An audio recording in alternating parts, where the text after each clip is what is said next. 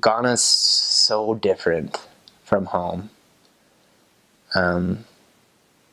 We drove with the mission president to the mission home, which is about like a 4-hour drive along the coast to the Cape Coast mission home. And just seeing things for the first time, so much sort of poverty and just different. It's so hard to explain. Animals everywhere and just farmland and jungles and palm trees and the beach, and everything was just very different. And when we got to the mission home, we were assigned to where we were going to go, to our first area. And I was called to serve, and my first area was called Kwamo, which was in Kumasi. So I was in the mission home for about an hour, then they put us on a bus up north, and Kumasi is about a 6-hour drive north of Cape Coast. So we got on the bus, and I was so tired, but I remember being so tired, but I couldn't sleep, because just looking out the window and seeing everything, and we would just drive from village to village, but like in between villages was just dense jungle. Like you couldn't see very far. It's just trees and trees and trees and bushes, and it was sort of intense feeling. I remember one of my first funny cultural experiences was when the bus stopped for a bathroom break, and I had to go really bad, but everyone just got off the bus and they just started going to the bathroom right off the side of the road. And I remember being so scared and thinking like, whoa, that's not okay. So I held it because I was so nervous and scared to go. I didn't understand what was going on, and it was kind of freaky. Not knowing though that that's just what you do. You just go to the bathroom outside, which was really hard for me at first. That was a funny experience I had the first day. But when we got to Kumasi,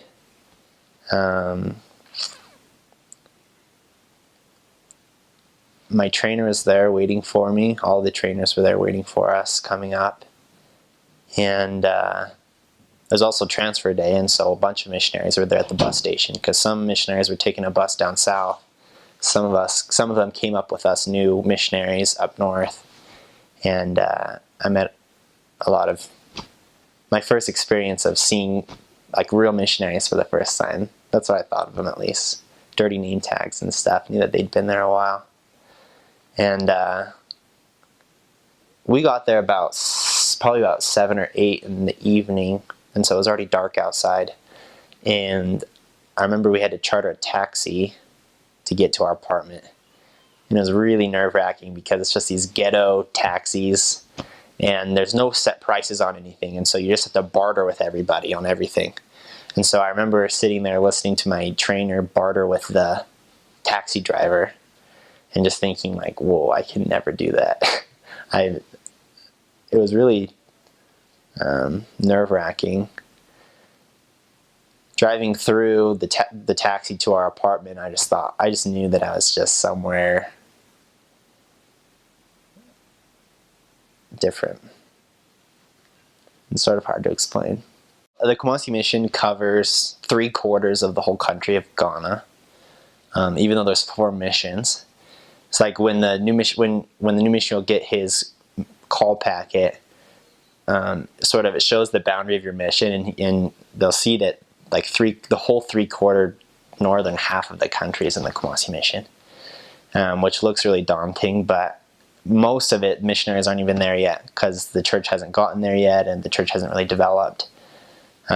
Even while I was there, the church grew a lot farther north. Kumasi was the farthest north the church has been, and now it's got even 6 hours farther north in another town called Tamale. There's 10 regions in Ghana, and the Kumasi mission covers 6 of those 10 regions. I guess historically, most people in the Kumasi mission, at least in the region that Kumasi's in, is called the Ashanti region, and they speak a local dialect. It's called Chi, Twi, but it's pronounced Chi. And for most missionaries in the Kumasi mission, they'll have a lot of exposure to Chi. That's probably the language I speak the best of all the ones I heard, even though I don't speak it fluently because it's English speaking. But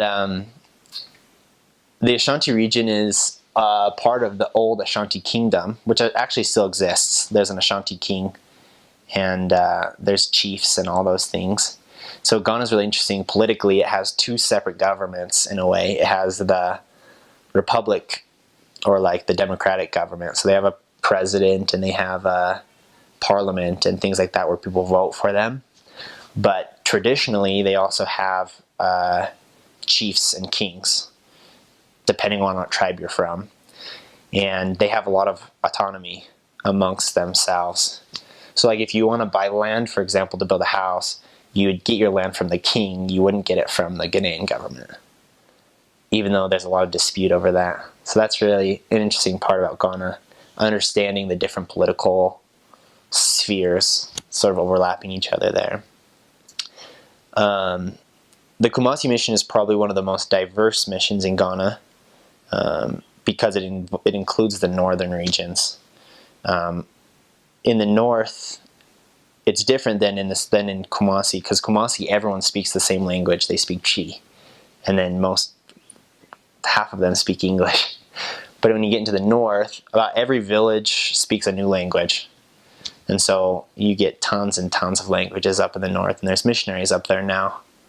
But because of that, because of the different languages that they have, they all learn English up in the north, because that's the only way they can communicate with each other, is they had to learn sort of a common language. And ever since when Ghana adopted English as their national language, all the northern regions learned English so that they could communicate with each other and trade with each other. Whereas in the Ashanti kingdom, they're a lot more stubborn, and everyone already spoke Chi. So it was easy for them to keep speaking Chi as opposed to adopting English, which is really hard because it affects missionary work in the sense that the West Africa Area Presidency came out and told us that we weren't allowed to teach anybody that didn't speak English, because there's various reasons, but mainly because the church didn't have any materials printed in Chi. So if you teach and baptize someone who doesn't speak English, they can't read their scriptures, they can't understand the sacrament prayers and all those things. And so the area presidency told us that for now we can only teach English speakers, which is really difficult because they were so stuck on to their language, a lot of people didn't speak English. And it's really difficult as a missionary to find someone, and they're so sweet and they're kind and they want to hear what you have to say, but just because they didn't speak English, we weren't allowed to teach them, which was a big problem. But there were some areas in the north. Unfortunately, I never served up in the northern regions. I served my whole mission in the Ashanti region. But in the northern, it's a lot easier to find people speaking English because they're more used to it, because they have to use it with each other. So that's a big thing to know about the Kumasi mission. I just went straight there, like right from my hometown. I'm from Boise, Idaho. And I went straight to Ghana. They had the MTC there in Tema, right next to Accra, which is the capital city. And it wasn't quite what I was expecting it to be, because all my brothers went through the Provo MTC, and they always talked about how good the food was, and, well, it's good at first. And just sort of that Provo MTC experience. But in Ghana, it's quite different. Because I think for the strangest thing for me at first was being a minority, which sounds a little strange, but I think growing up in Idaho and Utah and stuff, that we are so used to being the majority, both being white and LDS, that it's really common. But finding myself in Africa, white, LDS, which is, they're all minorities there, and it was really strange and hard for me at first to get a sense of what a minority feels like. Because I think there's probably about 75 or 80 of us in the whole MTC, and there was 5 Americans. So we only had 5 whites, and then like 75 Africans, which is really interesting and difficult because their accent too is really hard to understand.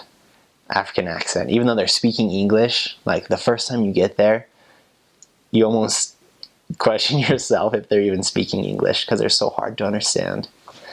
And I remember just having to be so patient with them in their speaking, especially when I had one, it was a teacher actually, not even an elder, one of the MTC teachers. He told me that I need to slow down my talking because he couldn't understand me. And so I realized early on that it was both ways. They couldn't understand me and I couldn't understand them, even though we were speaking the same language. And so I guess just some MTC advice that I would give to them if they're going to the Ghana MTC is to be prepared for that and to be really patient with trying to communicate with each other. Because not only are they hard to understand, but they're from a different culture. They use different words than we do. They describe things differently than we do. And so that communication barrier can be really hard at first and really frustrating. But I think through prayer and through patience, after a few days, I was able to get a hang of it, get a hang of the language barrier. Even though we were speaking the same language, it's kind of hard to understand or to explain. But yeah, I think that's something important to know about the NTC. So their food is really different from ours. I think the only food that we share is rice. That's probably about the only thing that we have in common as far as food is concerned. In Ghana, they sort of have staple foods that everyone eats every day. The first one is rice. The second one that they eat a lot is called fufu.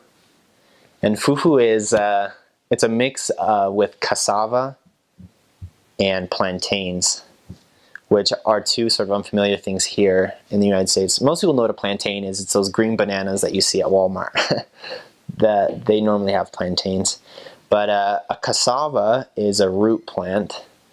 It's kind of like a potato, but not really. It's hard to explain. We just don't have it here. But what they do to make fufu is they boil the plantain and the cassava in a big pot, and then they pound it.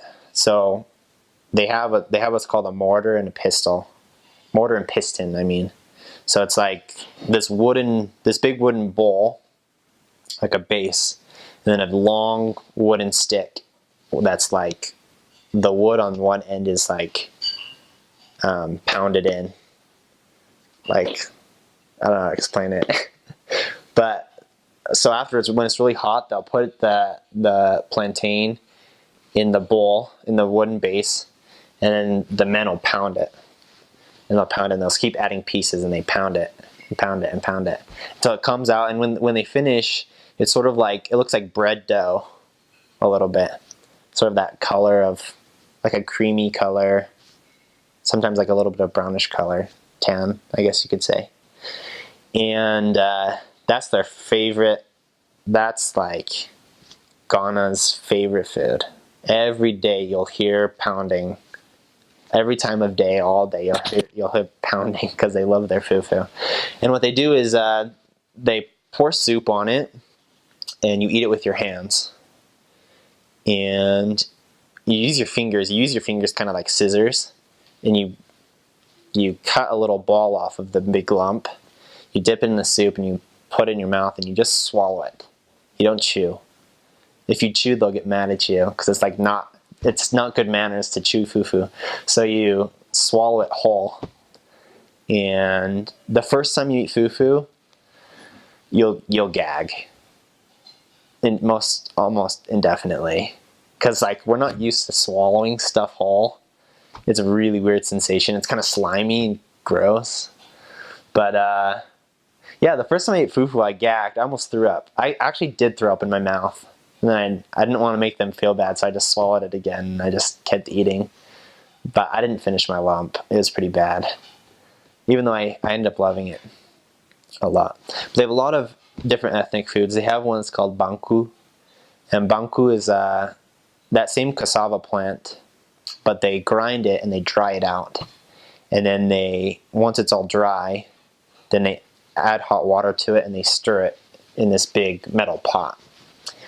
And they stir it like this, like they push it up against the metal pot towards themselves.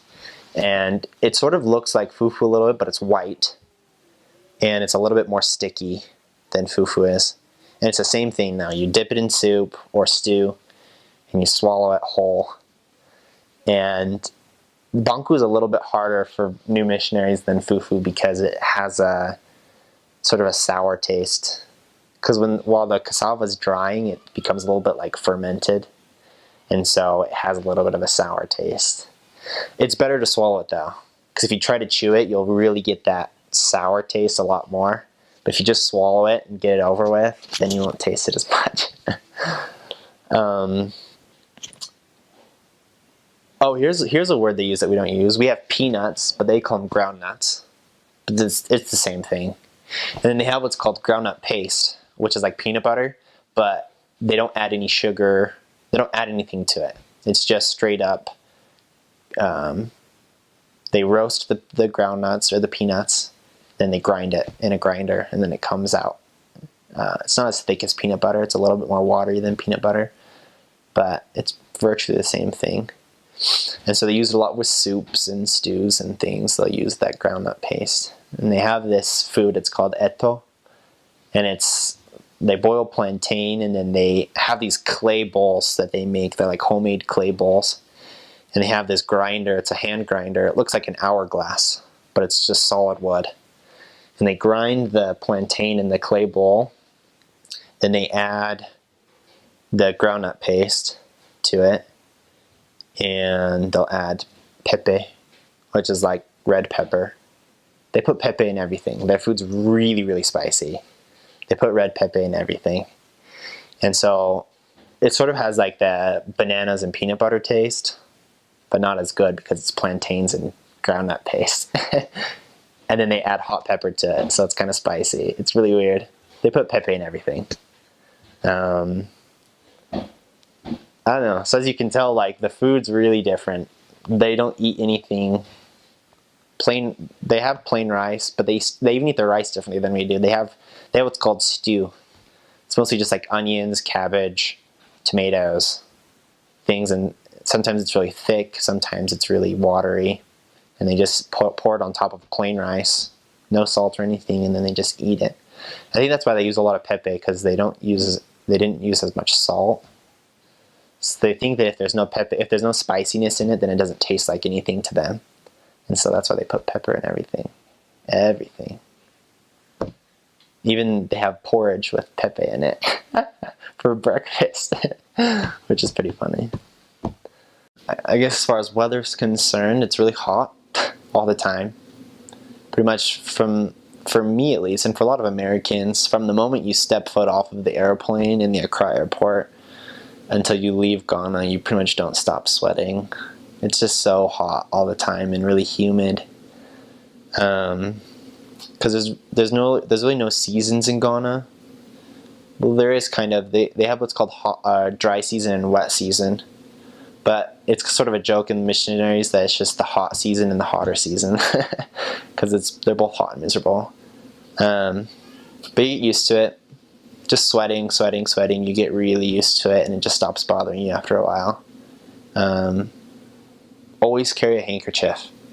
Always, or else you'll be more miserable, because the sweat will just pour down your face, and you'll be tempted to like use your tie to wipe it off, or use your sleeves, and you just get really dirty. And so always have a handkerchief to wipe the sweat off your face. It's a big thing. Even though it doesn't sound very big, but it's really important for missionaries for them to focus, I think. The people, as I mentioned earlier, are some of the nicest people you'll ever meet. Very hospitable. They have a custom in their culture. Whenever you're eating or whenever you have food, you have to invite everyone around you to your food. So if you have a bowl of fufu or banku or whatever, they'll always say, you're invited. Like, you're invited to come and join them. And I think like in America, we sort of do the same thing. Like, we'll offer food, but we don't expect people to say yes. And even if someone does say yes, you kind of think like, oh, that's rude. You want to eat my food? Even though we just offered it to them. Whereas there, it's different. Like, if they offer it to you and you say no, it's okay. They won't be offended. And if you say yes, it's okay. They won't be offended either. And they'll share their food with you. And even if they're poor and they have nothing, and that's like the only meal they're going to eat all day, they'll share their meal with you because it's really important to them to be hospitable and to be friendly. A lot of the times too, if they can afford it, they'll make more than their family can eat, expecting visitors. Just in case a visitor shows up, they'll have food for them. And sometimes no visitors will show up and it's okay, and they'll just eat the food later. But they always try to make sure there's enough food in case a visitor shows up that they can offer food to them. Another cultural thing is you never use your left hand for anything. You don't greet with your left hand. You don't shake hands. You don't pick up things with your left hand. Because, I mean, obviously back in the day they didn't have toilet paper in Ghana. And so they would use their left hand to like clean themselves up after going to the bathroom. And so you wouldn't use your left hand for anything because it's like unsanitary. It's really inappropriate and dirty. And so now they have soap and they have toilet paper and stuff like that, but it's just part of their culture now. You just don't use your left hand, especially with elders, with seniors. The younger generation's not as stickler about it, but definitely the older people, you don't want to use your left hand for anything. And the sooner you learn that, the better. But yeah, I think that's probably what I miss most about mission is the wonderful people. I think everyone might say that about their mission, but Ghanaians are really special. It's funny now being home and talking to people about my mission. Most everyone will say like, oh, I taught a Ghanaian on my mission. Because Ghanaians, they travel a lot. They love traveling, especially in Europe. Even in the eastern United States, you'll find a ton of Ghanaians. So whenever I meet people, I met another that served in Germany. There's another served in England, France, Spain, Italy, all over the East Coast, Jersey, Maryland, New York. And they all have told me the same thing, that Ghanaians were their favorite people that they taught their whole mission. And I think that just goes to show how special Ghanaians are and how privileged I was, I guess, to serve in their home country and to be around them all the time, because they're just so friendly and so kind and so sweet all the time. It takes a lot to make a Ghanaian mad. And even when they're mad, they're not rash. Like I said, they're not violent or anything, and it just passes and everything's going to be okay after that. So that's really sweet. Even the Ashantis, which is who I serve most with, they're pretty stubborn people. They yell a lot, but they don't ever fight, and that's okay with them. Even their language is pretty aggressive. And so when I first got there, I remember thinking everyone was yelling at each other. And I remember asking my companion, like, why is everybody shouting at each other? And he's like, oh, they're not shouting, that's just the way they talk. And so you sort of get used to that too. They just speak loudly and sort of aggressively, even though they're really pacifist by nature, most of them. So that's interesting too.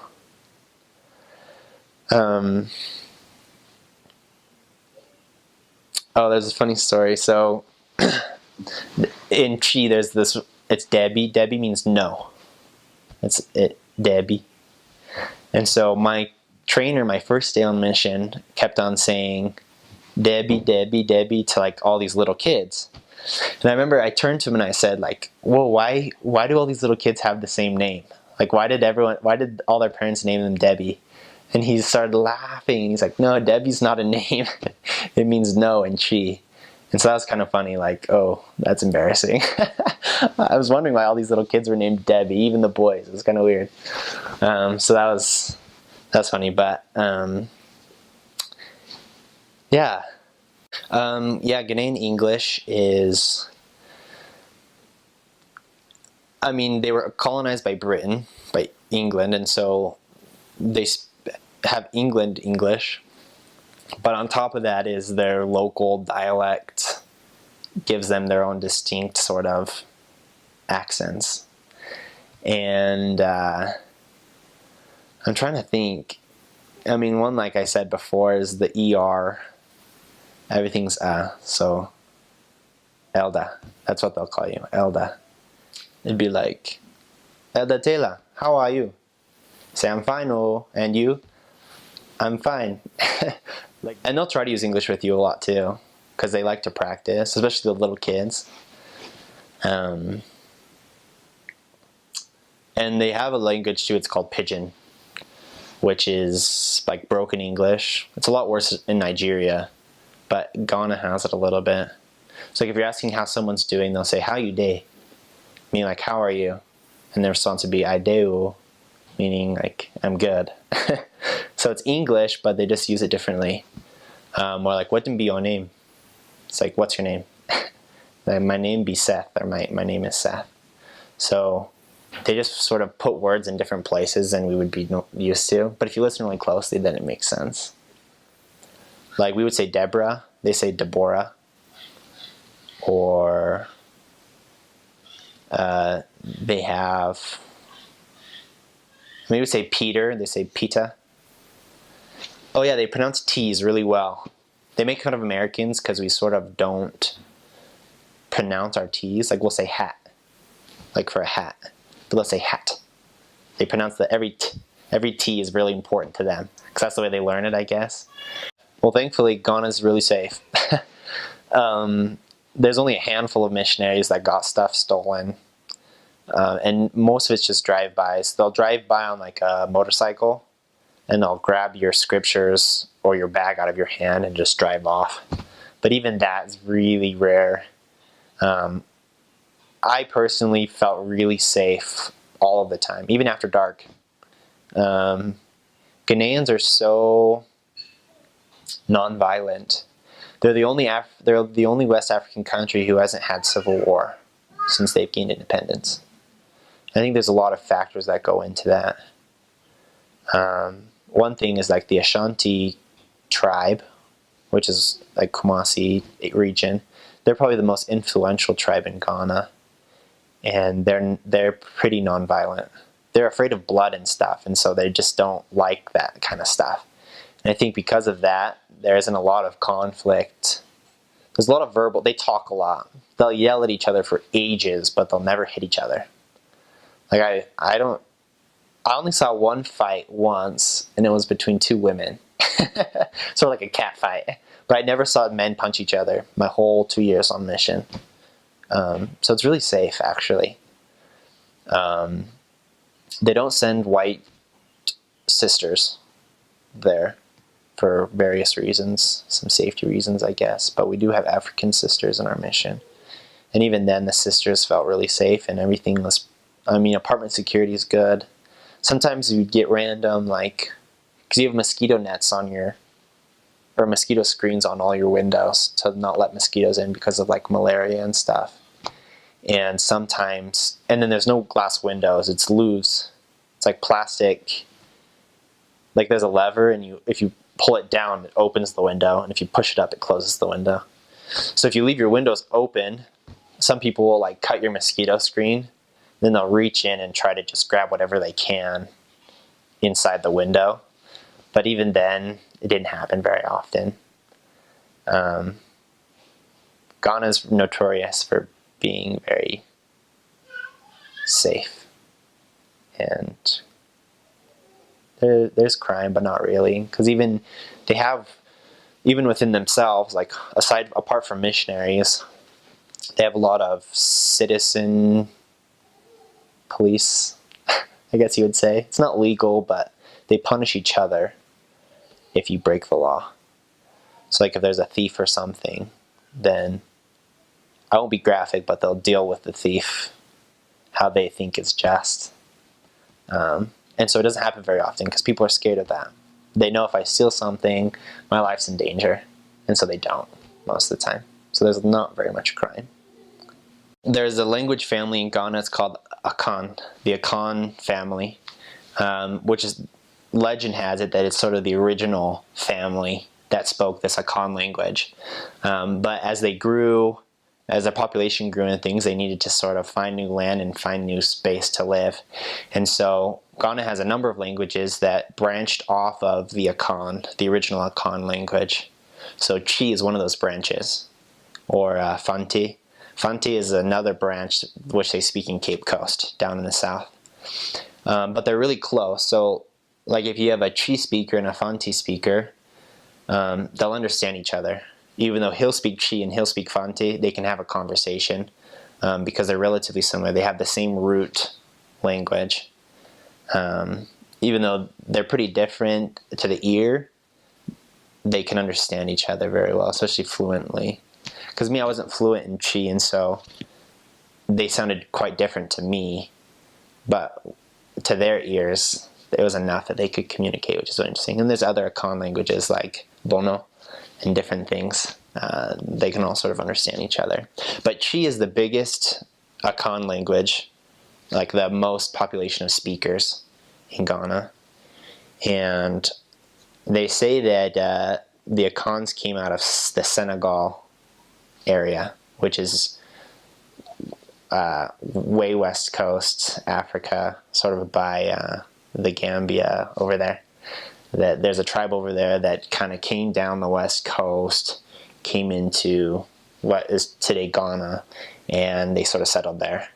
And so that's the history. They don't know, African history isn't very well recorded. They have a really hard time keeping records, but that's like mouth to mouth, at least that's the legend behind it.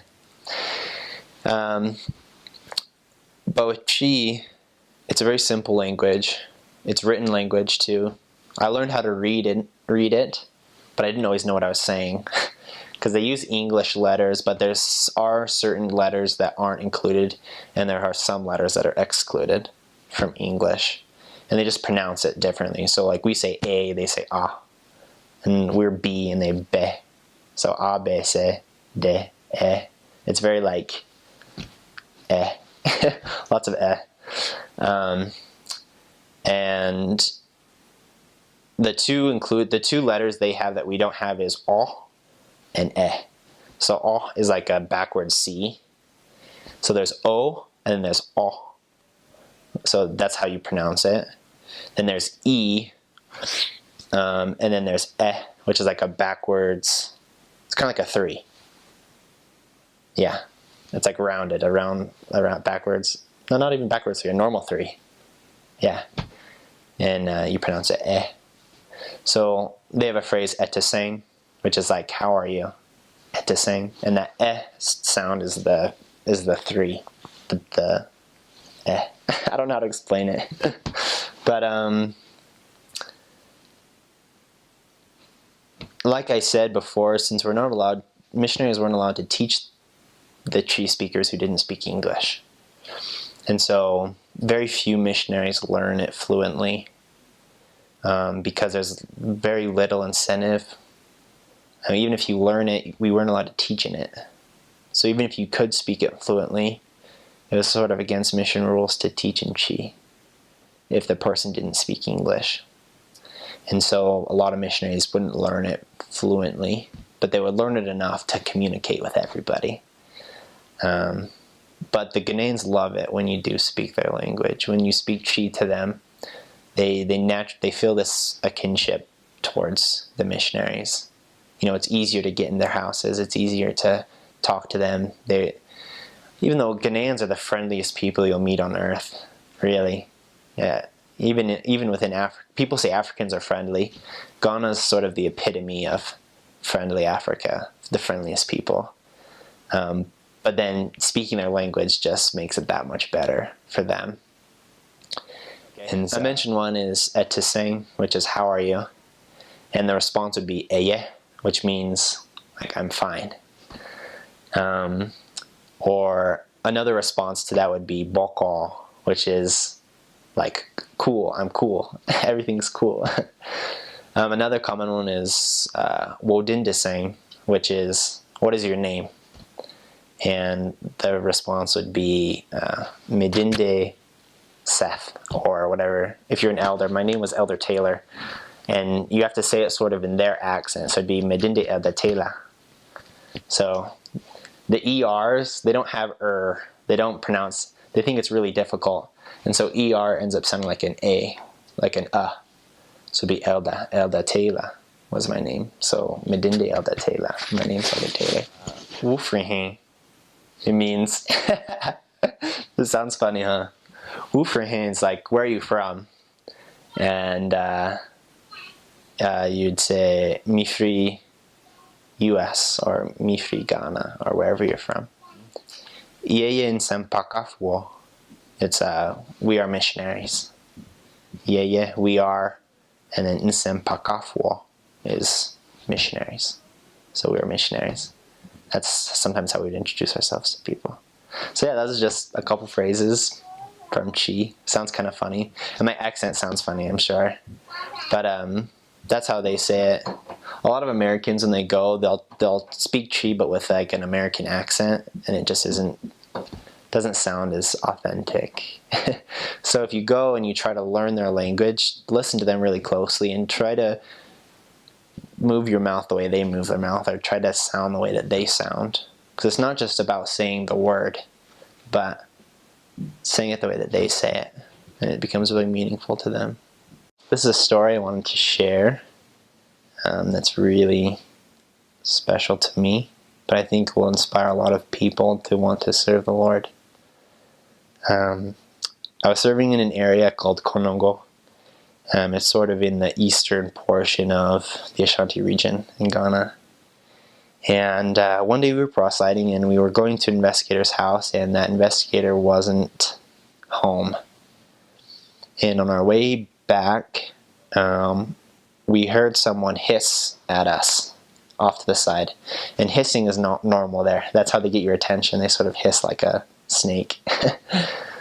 So they hissed at us, and we walked over there, and we found this young lady. She's probably about 22, sitting on the ground.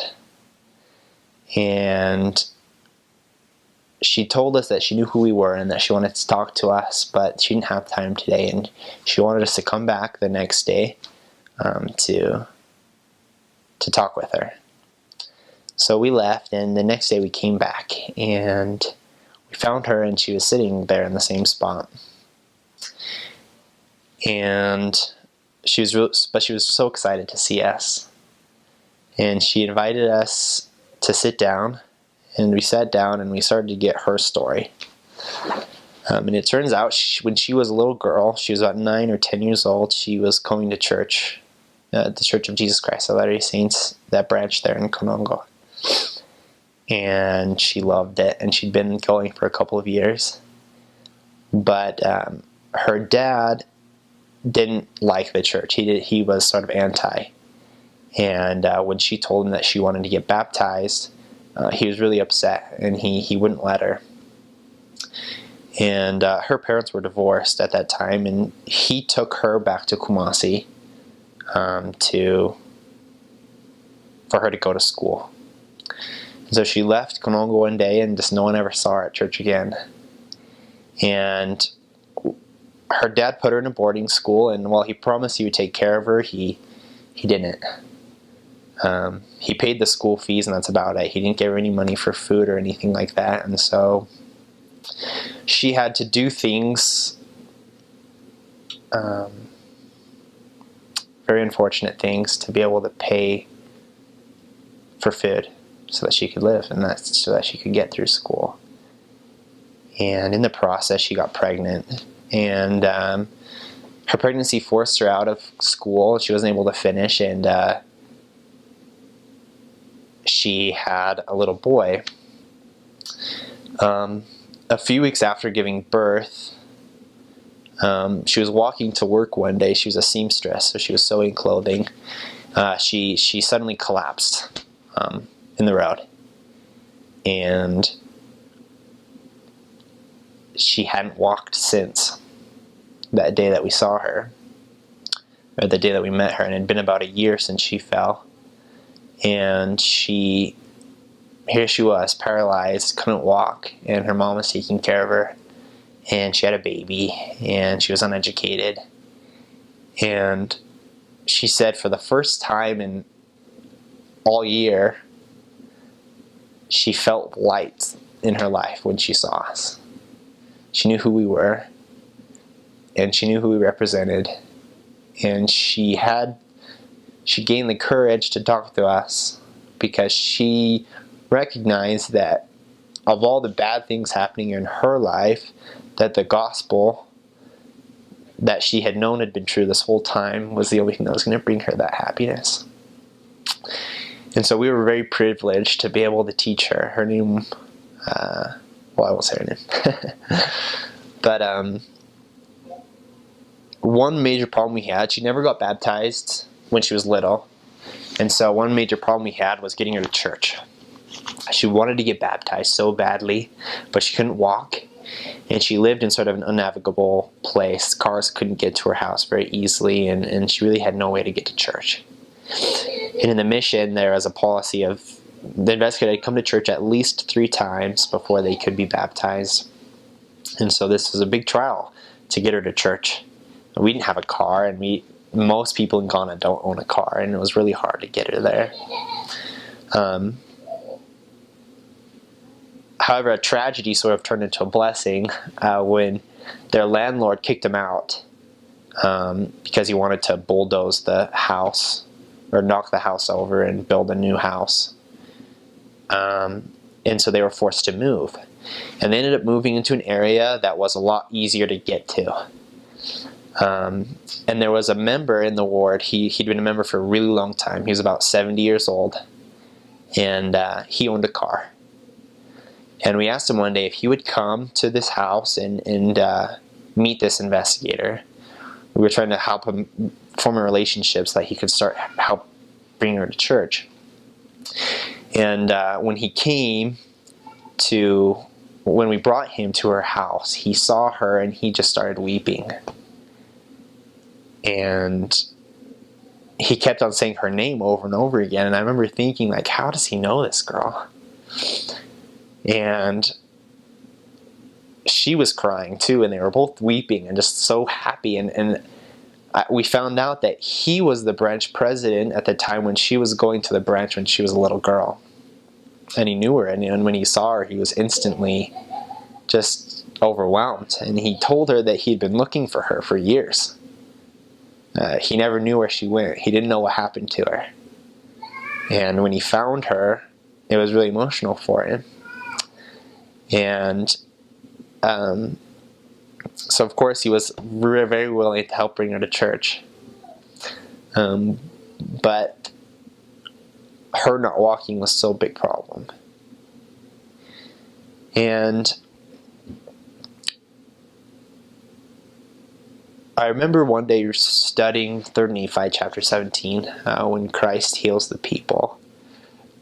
And of course she was in my mind the whole time.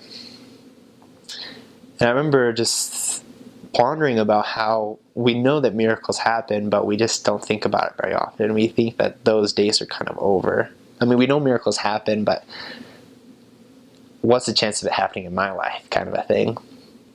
And I just had a really big faith check to think or to ponder about if I really had the faith that Heavenly Father could and would heal her and help her to come to church.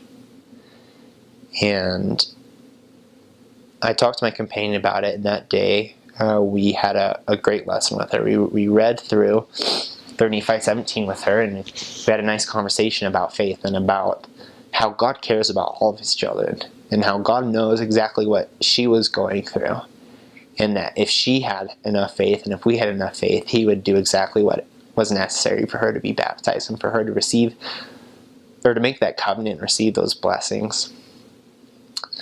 And we came back a few days later, and she was very happy. And when we inquired sort of as to why she was so happy, she shared a story with us that night after we left, she had a dream.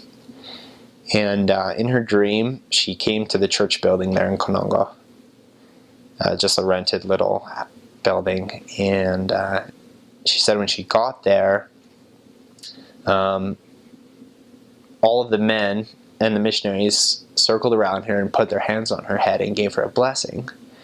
And in that blessing, they told her that she would be healed and that she would walk again. And she woke up, and she just had this determination or this willpower to walk. And she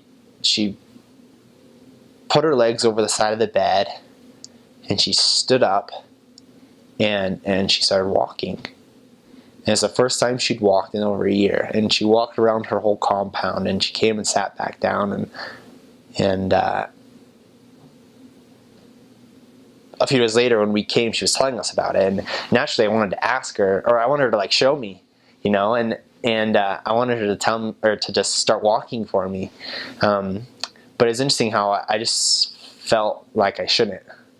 You know, I didn't want to test God. I trusted her. I trusted that what she said happened, and I was okay with that. And I didn't need to see it for myself to know that God was able to do what he did. There's a lot more to the story, but long story short, I believe 3 weeks later after that, I remember watching her walk up the steps into the baptismal font and being baptized, and realizing more than ever that God is a God of miracles, and that God can do so many powerful things, and that you cannot have those experiences anywhere else except for on mission. And for anyone to go and to serve a mission is the best thing they can ever do, and that's the only way they can receive those great blessings and to see things that they wouldn't normally see, and to be able to have their testimony grow in ways that I don't think can grow that way anywhere else. And it was a great experience for me, and it was a great testimony builder to know, and I can truly testify that God is a God of miracles, and everyone that serves a mission will see that, and will see his hand in the work. I got to open up 3 new areas on my mission, so areas where missionaries haven't been before. I guess one of them, missionaries had been there before, but they were taken out, and it had been like 10 years or so since the last elders were put, since me and my companion were put back in there. And I remember being really nervous to open up a new area. Missionaries have never been there before. There's no area book. There's no records. But going back to sort of the friendliness of the people, it's surprising how much easier it was. Because tracting in Ghana is so easy. You can talk to anybody and everybody, and they're so nice to you most of the time. And also because it's so hot, people aren't inside very often. Everybody's outside all the time. So you can just walk down the street and you can just talk to everybody, and you'll always find someone to teach. You'll always find someone to talk to, and that's a really big blessing to be in Ghana. There's one area I served in. It's called Kumasi, and it was sort of it was outside of the Kumasi city limits, but it was relatively close to Kumasi, the capital city of our mission. And I had a new companion. He was from Togo, and in Togo they speak French and Ewe, which is their native language, and he didn't speak English. And so here I was in this new area. Missionaries had never been there before, and there wasn't a single member on record in our whole area. Inactive, active, nobody. So we were literally starting just like a blank page, and we had to get them to come in to Kumasi to the next closest branch, which was probably about a 20-minute trotro ride, which trotro is like a public transportation. It's like a giant nasty van that they just cram a bunch of people inside. Anyway, that was a really challenging part of my mission, to having a companion I couldn't communicate with because I had to teach him English, and also being in an area that there wasn't any members to help. And I remember getting on a trotro, and the mate is the guy who takes the money in the trotro. The mate asked us where we wanted to go, and I just told him to take us to the last stop, because they have routes that they drive, and I just said, take us to the last stop. And so we stayed on this trotro, and we got off at the last stop. He told us this is the last place, so we got off, and we walked back towards the way we came, like back home, because we'd never been there before, and we were trying to figure out what it was. And I was so nervous, but I knew that I needed to set a good example because I was training, and I just told my companion, well, I signed to my companion. We did a lot of acting in the beginning of our companionship before he really could understand English very well. I was telling him and showing him that we needed to talk to everybody that we saw. And so we just started walking back down that same road we came, and we just talked to everybody, and it was so relieving, just remembering how kind Ghanaians are. And even though you're a stranger and they don't know you, they'll talk to you. And it makes missionary work that much easier, because mission has stresses of its own. Every mission has its own tough things that has to go through. Each missionary itself too, themselves has to go through something. But it was such a huge blessing to just talk to people in an unknown place. Missionaries have never been there before. People have never seen the church before. They've never heard the church name before. And it's a very interesting experience to be a part of that, to feel like sort of like Christ's apostles going to the Gentiles for the first time, teaching these people. I often thought about like Paul preaching in Athens about like the unknown God, telling them about some God that they've never heard before, that these people never heard of before, and trying to help them understand Christianity and things like that. And in this place, I mean, granted they were Christians, they knew Jesus Christ and stuff, but they never heard about Joseph Smith or the Book of Mormon or anything. And so it was cool to get that experience, to be the first. We were the source of their first time ever hearing the gospel, the restored gospel of Jesus Christ. And that's one of the greatest blessings about being in the Kumasi mission, is it's constantly expanding because we have so much room to grow. Whereas the other missions in Ghana are pretty confined now to their locations, even though I'm sure they are opening up new villages and things. That's something I'll never forget. I was there for only 2 transfers in Kumasi, and I remember being really bummed.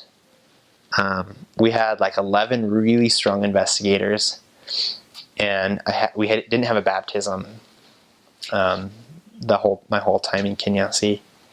And I remember feeling pretty bummed about it, that here I was opening this new place, working so hard, and not seeing the fruit that I was hoping to get, or I thought I would get, opening up this new area.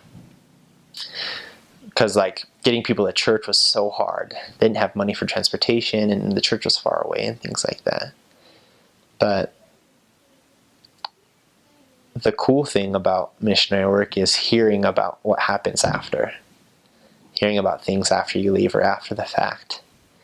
And within that next transfer, after I'd left, 9 of the 11 investigators we had got baptized within that next transfer. And hearing stuff like that, it doesn't get much better than that. To know that you're a part of that, or that you had a role to play. And that's when I learned something really interesting or really important about mission, is that numbers don't mean anything really, but being a part of it. Because it's all about being in the right place at the right time. If you get people, you do. If you don't, you don't. But I mean, just as equally special as those who I taught and was able to baptize, hearing about people after the fact who finally came around and who finally got baptized.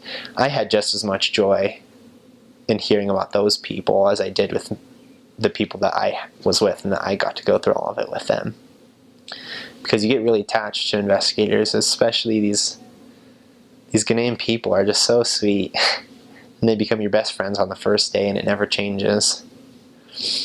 I had a few experiences like that. One of the women we taught in this area, Kumasi, she was a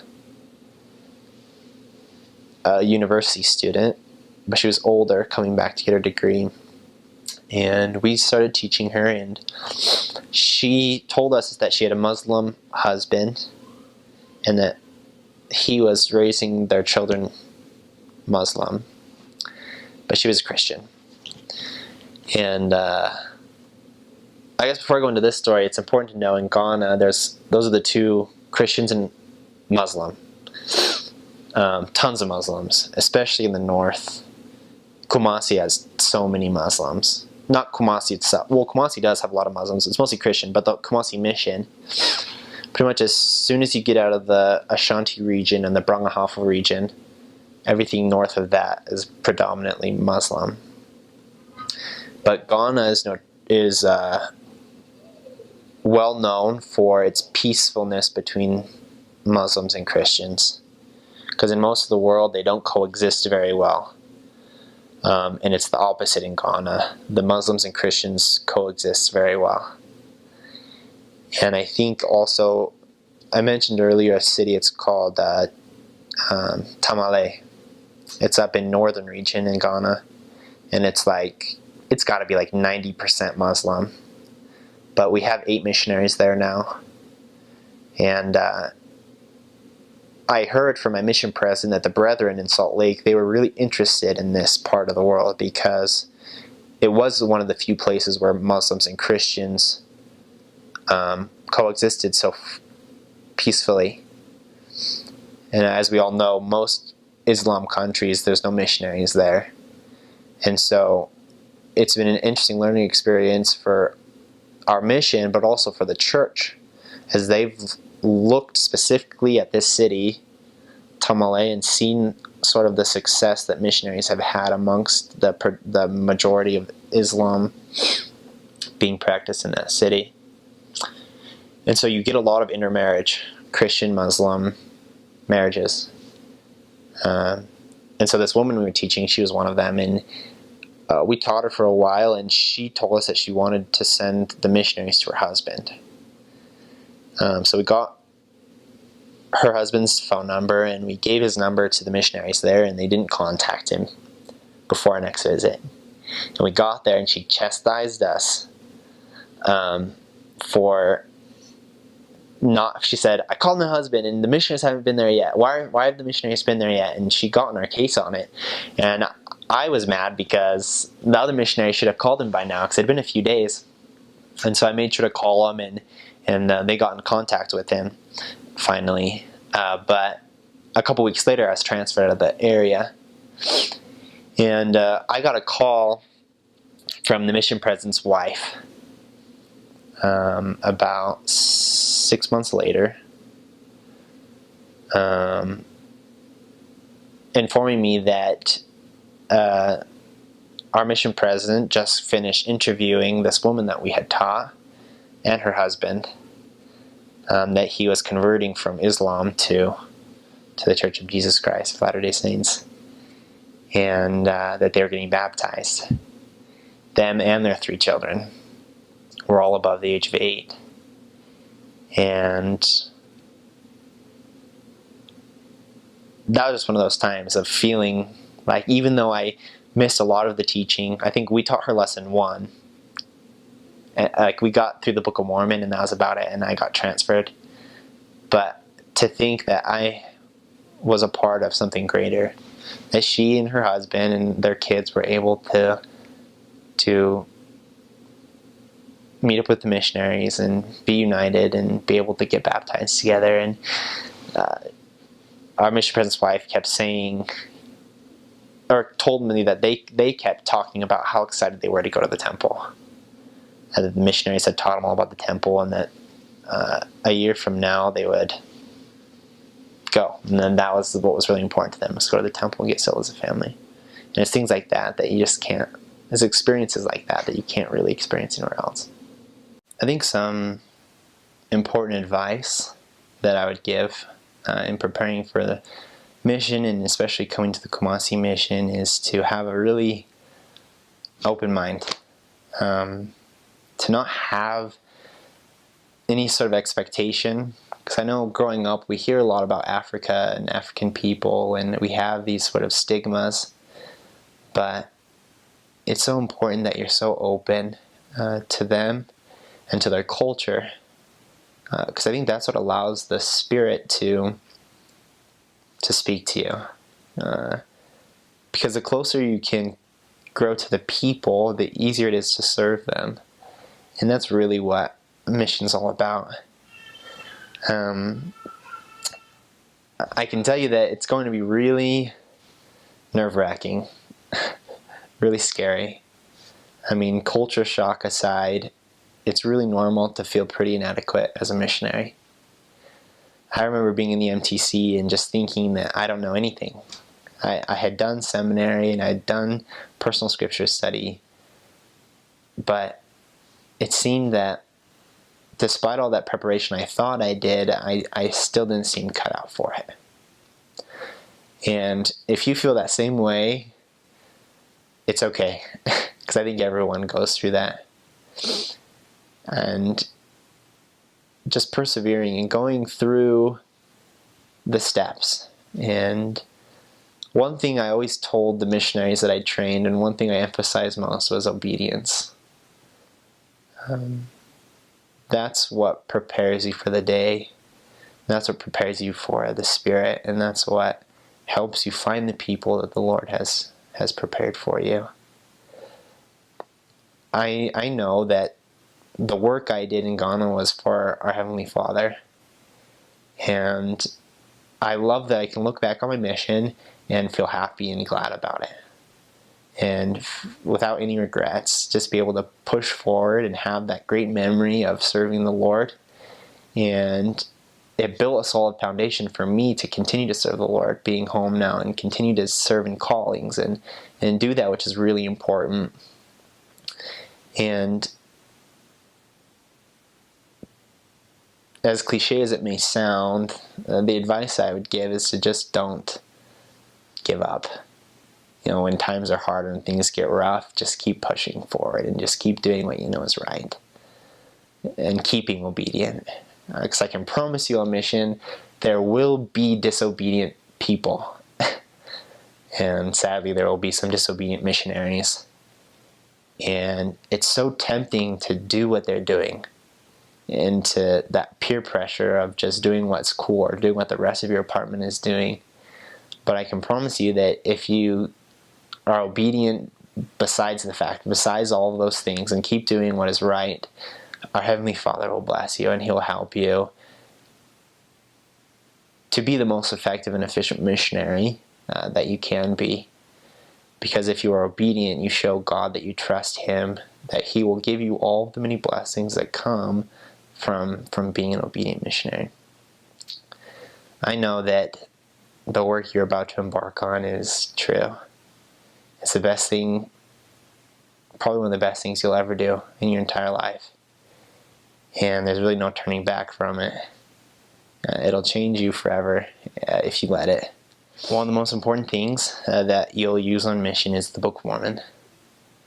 People in Ghana are really unfamiliar with it, and it scares them a lot.